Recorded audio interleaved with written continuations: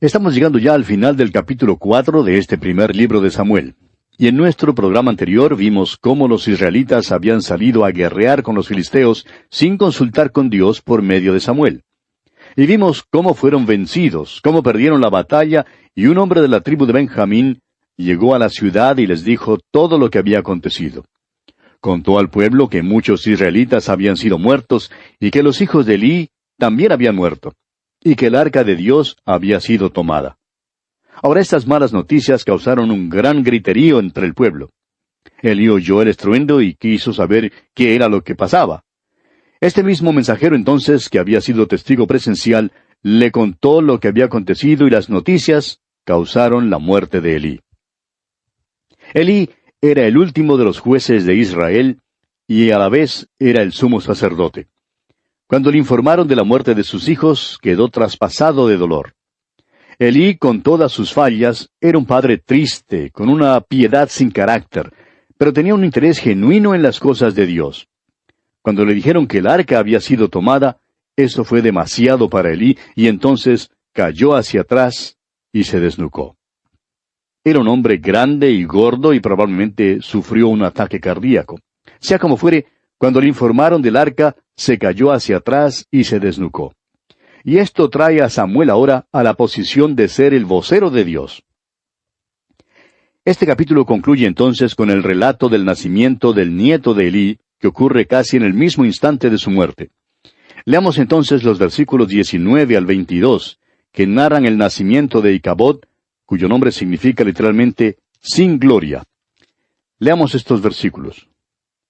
Y su nuera, la mujer de Finés, que estaba encinta, cercana al alumbramiento, oyendo el rumor que el arca de Dios había sido tomada, y muertos su suegro y su marido, se inclinó y dio a luz, porque le sobrevinieron sus dolores de repente. Y al tiempo que moría, le decían las que estaban junto a ella, no tengas temor, porque has dado a luz un hijo. Mas ella no respondió, ni se dio por entendida. Y llamó al niño Icabod, diciendo, traspasada es la gloria de Israel, por haber sido tomada el arca de Dios, y por la muerte de su suegro y de su marido. Dijo pues, traspasada es la gloria de Israel, porque ha sido tomada el arca de Dios. Y así concluye el capítulo 4 de este primer libro de Samuel. Llegamos ahora al capítulo 5. Leamos los primeros 4 versículos de este capítulo 5 del primer libro de Samuel. Cuando los filisteos capturaron el arca de Dios, la llevaron desde Ebenezer a Asdod. Y tomaron los filisteos el arca de Dios, y la metieron en la casa de Dagón, y la pusieron junto a Dagón. Y cuando al siguiente día los de Asdod se levantaron de mañana, he aquí Dagón postrado en tierra delante del arca de Jehová. Y tomaron a Dagón, y lo volvieron a su lugar. Y volviéndose a levantar de mañana el siguiente día, he aquí que Dagón había caído postrado en tierra delante del arca de Jehová. Y la cabeza de Dagón y las 2 palmas de sus manos estaban cortadas sobre el umbral, habiéndole quedado a Dagón el tronco solamente. Cuando los filisteos tomaron el arca, creían que tenían en sus manos algo bueno, un valioso despojo, pero cada vez que la metían en la casa de Dagón, el ídolo se caía. Ahora queremos decirle algo que no creemos que encontrará en ningún comentario. Y es que cada vez que el arca del Señor era introducida en la casa de Dagón, el ídolo se caía, y como vemos aquí, no quedó nada sino su tronco. Creemos que eso revela que Dios es hasta cierto punto humorístico. Cuando los filisteos pasaron el arca a cualquier otro lugar donde estaba Dagón, el ídolo volvía a caerse en igual forma. Creemos que esto muestra que el Señor es humorístico en que dejó pasar esta clase de cosas porque sabía que irritaría mucho a los filisteos. Pronto se dieron cuenta que no había ningún mérito en poseer el arca. Leamos ahora los versículos 5 al 7 de este capítulo 5 del primer libro de Samuel. Por esta causa, los sacerdotes de Dagón y todos los que entran en el templo de Dagón no pisan el umbral de Dagón en Asdod hasta hoy. Y se agravó la mano de Jehová sobre los de Asdod, y los destruyó, y los hirió con tumores en Asdod y en todo su territorio. Y viendo esto los de Asdod dijeron, no quede con nosotros el arca del Dios de Israel, porque su mano es dura sobre nosotros y sobre nuestro Dios Dagón. Ahora ya no es solamente su ídolo Dagón el afectado, sino los mismos habitantes de Asdod, quienes sufren tumores dolorosos. Continuemos con los versículos 8 al 10. Convocaron, pues, a todos los príncipes de los filisteos, y les dijeron, ¿qué haremos del arca del Dios de Israel? Y ellos respondieron, pásese el arca del Dios de Israel a Gat. Y pasaron allá el arca del Dios de Israel. Y aconteció que cuando la habían pasado, la mano de Jehová estuvo contra la ciudad con gran quebrantamiento, y afligió a los hombres de aquella ciudad desde el chico hasta el grande, y se llenaron de tumores. Entonces enviaron el arca de Dios a Ecrón. Y cuando el arca de Dios vino a Ecrón, los ecronitas dieron voces diciendo, han pasado a nosotros el arca del Dios de Israel para matarnos a nosotros y a nuestro pueblo. Los filisteos se hicieron una sola pregunta. ¿Qué haremos del arca del Dios de Israel? En el principio habían querido el arca, pero ahora podían ver claramente que seguiría causando dificultades mientras la retuvieran, y por eso ahora quieren librarse de ella. Primero deciden llevar el arca a Gat, y al poco rato los habitantes de esa ciudad también fueron heridos de tumores. Por tanto, mandan el arca al pueblo de Ecrón. Pero estos ya habían oído lo que había acontecido en las otras ciudades, de modo que dicen, han pasado a nosotros el arca del Dios de Israel para matarnos a nosotros y a nuestro pueblo. Ahora no deseamos ser irreverentes, amigo oyente, pero parece que todos se echan el muerto el uno al otro. Bueno, según los versículos siguientes, vemos que por último hubo una reunión de los príncipes de los filisteos, quienes llegaron a un acuerdo de devolver el arca a Israel. Leamos los dos últimos versículos de este capítulo 5 del primer libro de Samuel. Y enviaron y reunieron a todos los príncipes de los filisteos, diciendo, enviad el arca del Dios de Israel, y vuélvase a su lugar, y no nos mate a nosotros ni a nuestro pueblo, porque había consternación de muerte en toda la ciudad, y la mano de Dios se había agravado allí. Y los que no morían eran heridos de tumores, y el clamor de la ciudad subía al cielo. Y así concluye el capítulo 5 de este primer libro de Samuel. Llegamos ahora al capítulo 6. En este capítulo vemos que los filisteos deliberan en cuanto a cómo enviar de vuelta el arca a Israel. La traen en un nuevo carro con una ofrenda a Bet-Semes. El pueblo es herido con gran mortandad por haber mirado dentro del arca. En este capítulo veremos que cuando los filisteos devolvieron el arca a Israel, la metieron en un carro. Nada les pasó cuando la tomaron y la metieron en el carro. Ahora, ¿sabe por qué no? Francamente era porque no sabían lo que debía hacerse. Dios no les responsabilizó de este hecho que entre los israelitas llevaba la pena de muerte. Pero Israel sabía lo que debía de hacerse. Y por eso muchos del pueblo fueron heridos, debido a su manera de tratar el arca. Ahora, ¿qué quería decir eso? Dios les estaba diciendo, vosotros sabéis lo que debe hacerse. Creemos que Dios responsabiliza a una persona por sus acciones. Cada persona será juzgada según la luz que haya recibido. Todos hemos recibido cierta cantidad de luz y seremos juzgados según hayamos vivido de acuerdo con esa luz. Ahora, esto no tiene nada que ver con la salvación eterna. El apóstol Pablo nos dice en su carta a los Romanos, capítulo 2, versículos 11 y 12, porque no hay acepción de personas para con Dios, porque todos los que sin ley han pecado, sin ley también perecerán, y todos los que bajo la ley han pecado, por la ley serán juzgados. La Biblia comprueba que no hay ningún hombre que viva de acuerdo con la luz que tenga. Hay una sola manera de ser salvo, y es poniendo la fe y confianza en la persona y en la obra del Señor Jesucristo. Entremos pues ahora en nuestro estudio directo de este capítulo 6 del primer libro de Samuel. El primer versículo de este capítulo 6 dice, estuvo el arca de Jehová en la tierra de los filisteos 7 meses. Dondequiera que ponían el arca cerca a un ídolo de Dagón, el ídolo se caía y se rompía. Todo lo que quedaba en pie era el tronco. Y eso, por supuesto, no era un objeto muy satisfactorio para adorar. Y leemos ahora en los versículos 2 al 4 de este capítulo 6 del primer libro de Samuel. Entonces los filisteos, llamando a los sacerdotes y adivinos, preguntaron, ¿qué haremos del arca de Jehová? Hacednos saber de qué manera la hemos de volver a enviar a su lugar. Ellos dijeron, si enviáis el arca del Dios de Israel, no la enviéis vacía, sino pagadle la expiación. Entonces seréis sanos, y conoceréis por qué no se apartó de vosotros su mano. Y ellos dijeron, ¿Y qué será la expiación que le pagaremos? Ellos respondieron, conforme al número de los príncipes de los filisteos, 5 tumores de oro y 5 ratones de oro, porque una misma plaga ha afligido a todos vosotros y a vuestros príncipes. Los filisteos a toda costa querían librarse del arca, pero no estaban seguros de cómo debían enviarla de vuelta a Israel. Por eso consultaron con los sacerdotes y los adivinos, quienes les aconsejaron que no debían devolver el arca vacía. Les dijeron que tenían que enviar una ofrenda, y esa ofrenda nos da a conocer la vileza de la adoración pagana de los filisteos. Muchos se preguntan en cuanto al por qué Dios expulsó de su tierra a los filisteos.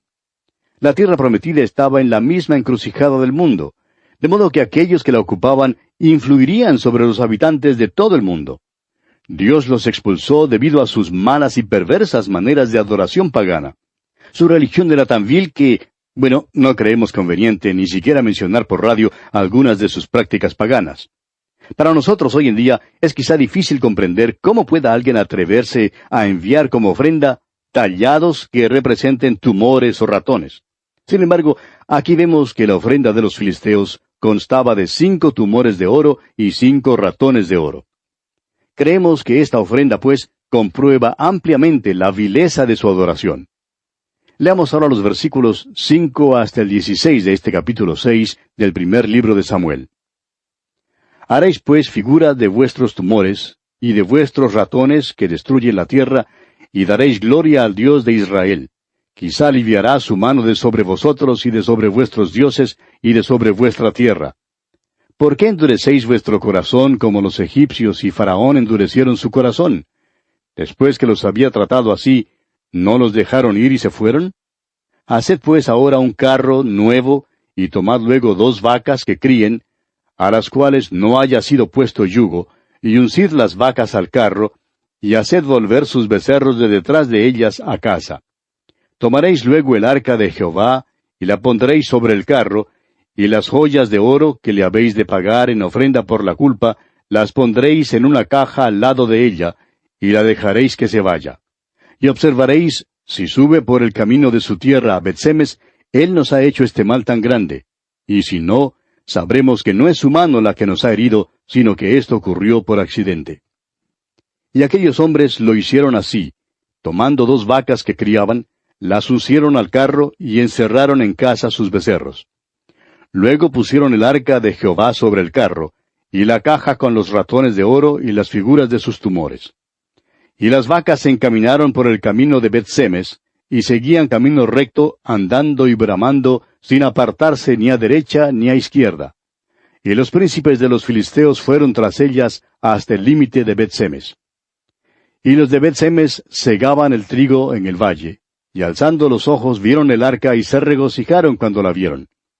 Y el carro vino al campo de Josué de Bet-Semes, y paró allí donde había una gran piedra. Y ellos cortaron la madera del carro, y ofrecieron las vacas en holocausto a Jehová. Y los levitas bajaron el arca de Jehová, y la caja que estaba junto a ella, en la cual estaban las joyas de oro, y las pusieron sobre aquella gran piedra. Y los hombres de Bet-Semes sacrificaron holocaustos, y dedicaron sacrificios a Jehová en aquel día. Cuando vieron esto, los 5 príncipes de los filisteos volvieron a Ecrón el mismo día. Los filisteos pusieron el arca y la caja que contenía los objetos viles de su adoración sobre el carro, y las vacas se encaminaron por el camino de Bet-Semes, y llegaron por fin al campo de Josué. Era el tiempo de la siega, y cuando los trabajadores en el campo vieron llegar el arca, se regocijaron. Ahora el arca es un cofre, eso es todo lo que siempre ha sido. Pero era en el lugar santísimo del tabernáculo donde se guardaba el arca, y era allí donde Dios se reunía con su pueblo. Pero ahora Israel sufrirá apuros porque Dios no se está reuniendo con ellos allí. Además, le está enseñando a su pueblo que no hay ningún mérito en un cofre. El mérito se encuentra solamente en Dios mismo. Ellos se habían apartado de Él. Es interesante notar, sin embargo, que los israelitas no aceptarían para ellos mismos la ofrenda que fue enviada por los filisteos. Pero por otra parte, el pueblo de Israel revela nuevamente el hecho de que todavía se encuentra lejos de Dios. Y por tanto, el juicio de Dios cae una vez más sobre los hombres de Bet-Semes. Leamos ahora los versículos 17 hasta el 21 de este capítulo 6 del primer libro de Samuel. Estos fueron los tumores de oro que pagaron los filisteos en expiación a Jehová: por Asdod 1, por Gaza 1, por Ascalón 1, por Gat 1, por Ecrón 1. Y los ratones de oro fueron conforme al número de todas las ciudades de los filisteos pertenecientes a los 5 príncipes, así las ciudades fortificadas como las aldeas sin muro.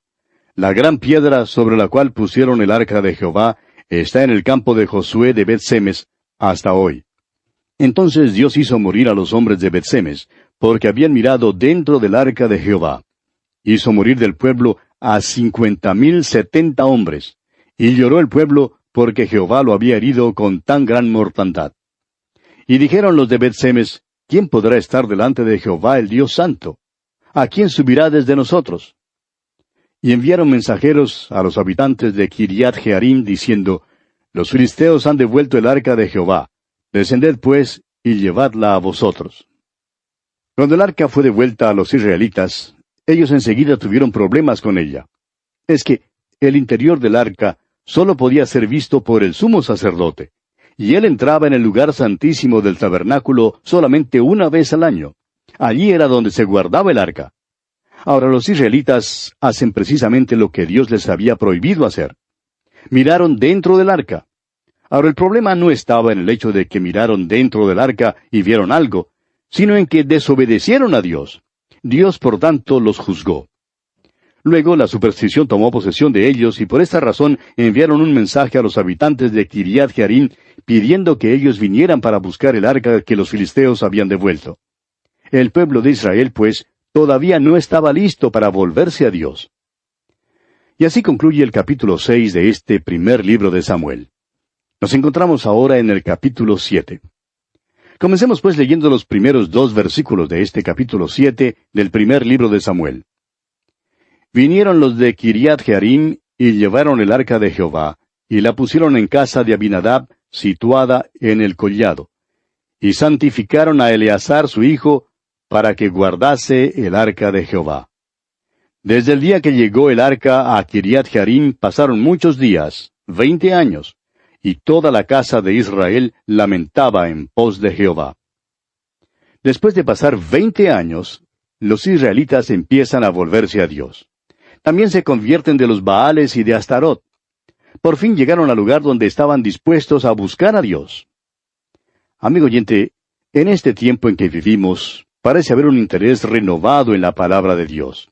Es nuestra firme convicción que el pueblo de Dios necesita volverse a la Biblia. Es por esto que tratamos de enseñar toda la palabra de Dios y no solo unos pocos libros o pasajes aislados. Creemos que todos los 66 libros constituyen la Biblia, y no solamente Juan 3:16. Deseamos enseñarla toda y no solamente lo que nos gusta a nosotros.